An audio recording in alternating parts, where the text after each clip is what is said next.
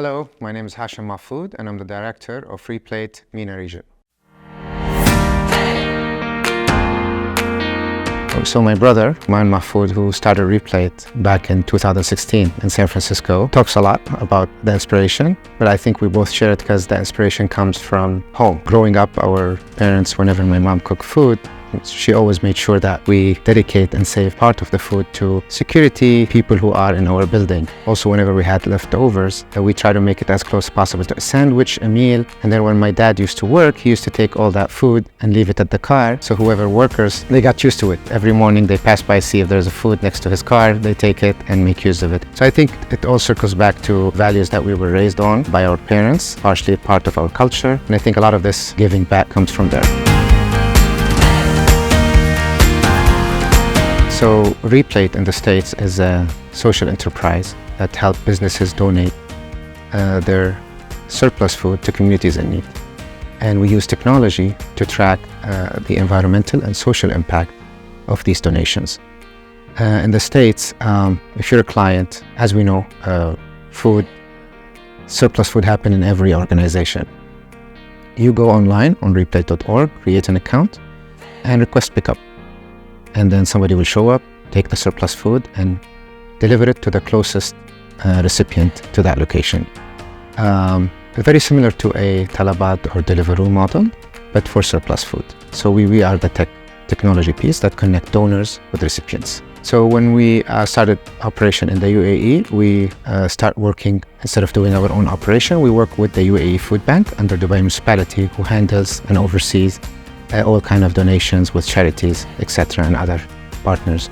So we became more an intermediary kind of role between companies and organizations that need to donate food with recipients, which is at this stage would be the food bank, who will handle giving it to the right people.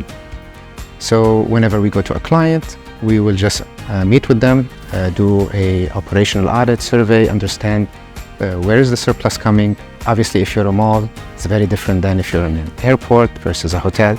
So once we understand, we decide whether we connect you to a charity to come pick up the food, or we place fridges if you have multiple F&Bs, so they can donate at their own time. So once we decide that, we work with the client to run the project, operate it, manage it, and provide reports on the process of that project. So my role would be, at the beginning, is the kind of consulting piece where we try to identify and understand the channels of surplus. Then another role we would have to do is to create the food rescue program project and how it's going to operate, what we're going to name it, right? All the details of how it would work, kind of a project implementation plan. And then we provide kind of support, operational support, because not every client wants to engage a lot, and they want, what we know as a client, they want more a white glove, A to Z kind of services. So we make sure to onboard, teach, build awareness. Sometimes we do workshops. So it's really very customizing based on the client themselves, right?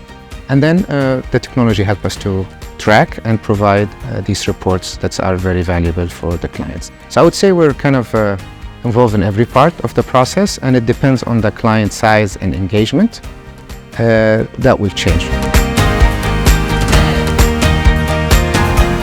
I think to achieve that is definitely, nothing is impossible, but it needs a lot of work. I think we will stay aligned with the government goals to follow closely and support in our scale, obviously. But I feel what we're trying to do more of is how can we do more zero waste events, activations, projects, initiatives, right?